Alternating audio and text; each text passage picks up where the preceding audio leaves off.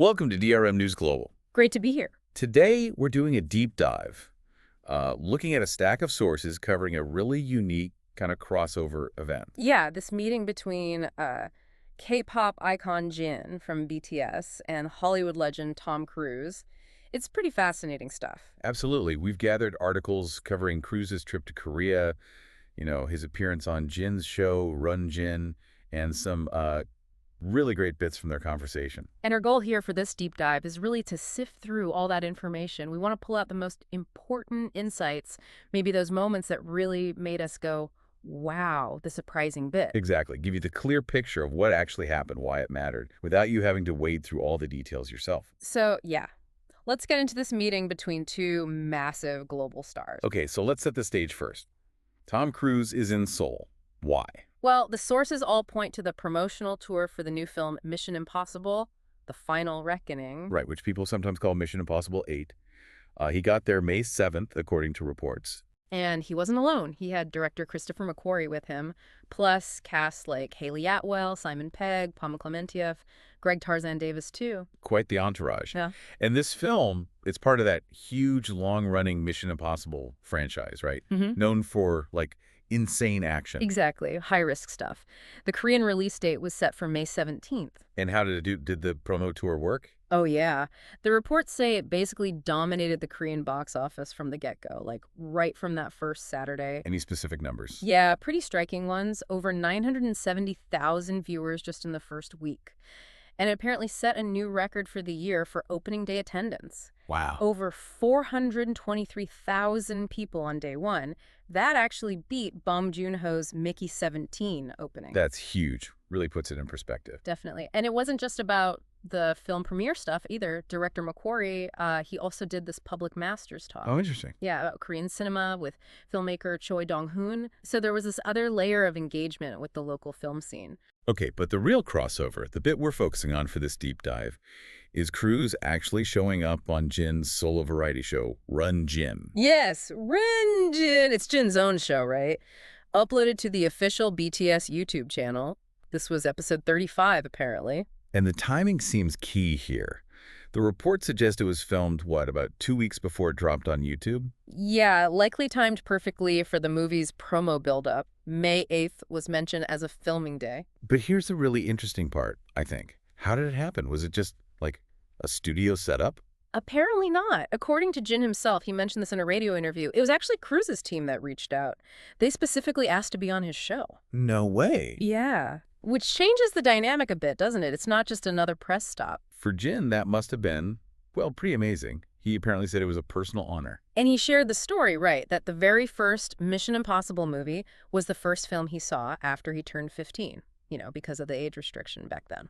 Oh, that's a great detail. So having the star of that movie on his own show years later. Yeah. Yeah, that's kind of a full circle moment. Totally.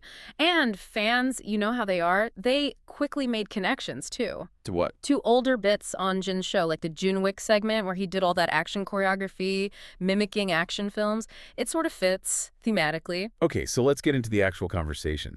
The sources picked out some really fun highlights, like Jin asking him, do you know BTS? Which is apparently a bit of an in-joke in Korea. Yeah, a playful way to see if someone's really clued in. And Cruise's reaction, the reports say it was super immediate, really warm. Yeah, he jumped right in. Everyone knows BTS. And then added, first of all, I just want to say congratulations. Your band and your career and what you have created is really impressive. And I'm so happy to be on your show. That's a pretty solid endorsement. Yeah. How did Jin react? Reports say he looked totally delighted, looked right at the camera, like he was hoping the other BTS members were seeing it. It sounded like a genuine moment. What surprised me, reading the sources, was that Cruise seemed to know more than just the name. Right. He apparently said something like, I have seen you do gymnastics. I know you can run up the buildings and up the floors. That's specific. That's not just reading a briefing card, is it? Yeah. Suggests maybe he'd actually seen some stuff. Could be.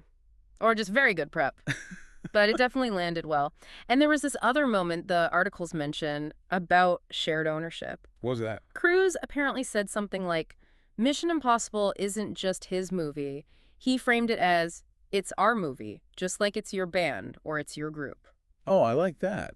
That's a nice way to connect, kind of acknowledging the shared passion and maybe pressure of leading these huge things. Exactly. And he didn't just talk about the movie, he also spoke about Korea itself, praised the people, the culture. He said they make great films here, didn't he? Yeah. And the articles pointed out this was actually his 12th visit to Korea, so clearly there's a history there, a connection beyond just this one trip. Okay, moving into some of the really specific, memorable moments from the show that the articles pulled out. There was food involved. Always important. Yeah. Jin recommended his favorite mulwe. Right, which the sources described as like raw fish, vegetables, seafood, all in a spicy cold broth. Sounds intense. Yeah. And Cruz apparently was like, I love spicy food. I'll try it. Did he? He did. The episode apparently ends with footage of him tasting it, giving it the thumbs up. He actually followed through. Good on him. It's pretty cool. Yeah. What else? They talk stunts, obviously. Of course. Jin asked about the aerial stunts in the new movie. And Cruz got specific, right? Talked about that windwalking scene. Yeah, he apparently highlighted that it had never been done before, Okay. described how incredibly difficult it was, just the wind force when you step out. Makes it hard to even breathe, apparently. Jeez. Said it completely changed how he had to train for it.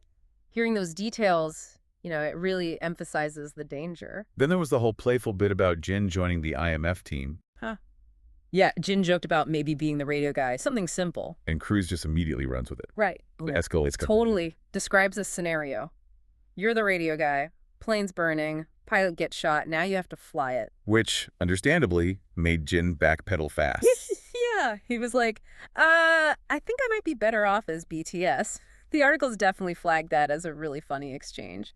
But maybe the most touching moment, the one that really seemed to resonate according to the reports, happened kind of off script. The Parents' Day call. Yeah. Right, May 8th, the filming day, was Parents' Day in Korea. Jin asks for a selfie for his mom. And Cruz suggests a video call instead, just like that. It's just lovely. So unexpected. And that impromptu call with Jin's family, it got shared separately, right, on social media. Yeah, and it went completely viral. Like, worldwide. It felt really genuine, cutting through all the usual promo stuff. Definitely the standout moment for a lot of people reading about this. It felt very human. And there was one last bit the articles called out as hilarious during the goodbyes. Something about helicopters. Oh, yeah. Cruz apparently mentioned meeting up again, joked about how they often go to work in helicopters. But promised he wouldn't do any aerobatics. And Jin's response was apparently instant panic. I would rather not see you in the air, just flat out refused. Very relatable reaction, I think. Cruz apparently laughed and came back with, okay, we will meet on the ground, 250 miles an hour. Still terrifying. And Jin just nervously agrees, that's okay, just the ground then. The sources said fans were in splits over that. Yeah. A really funny end note. So, looking back at this whole deep dive into the sources, what's the big picture? It wasn't just Tom Cruise met Jin. No, not at all. The reports really paint a picture of surprising moments of real connection, you know? Yeah. Humor, mutual respect between these two huge stars from totally different worlds. Yeah, it definitely felt like it went beyond just a standard press junket slot. You had Cruise knowing specific things about Jin's activities. That sense of shared passion for their work. Cruise actually trying the Molière. The IMF banter, which was great. And especially that Parents' Day call. That felt really authentic. These little details, they add so much more color than just the headline. So, as you've been listening, what part of this meeting stands out most to you? What do you make of these kinds of cross-cultural, cross-industry connections between global celebrities? And maybe a final thought to chew on, based on what these sources suggest. You have this planned promotional event, right? But it ends up generating these moments that feel really genuine, very spontaneous, and they get shared everywhere. They revealed quite a bit about both stars, too. Their personalities, how much they knew about each other. So what does it tell us about how celebrity promotion might be changing? Is there maybe more room now or even more value in these authentic-seeming moments popping up within highly produced media? Are they connecting better than the old ways? Something to think about.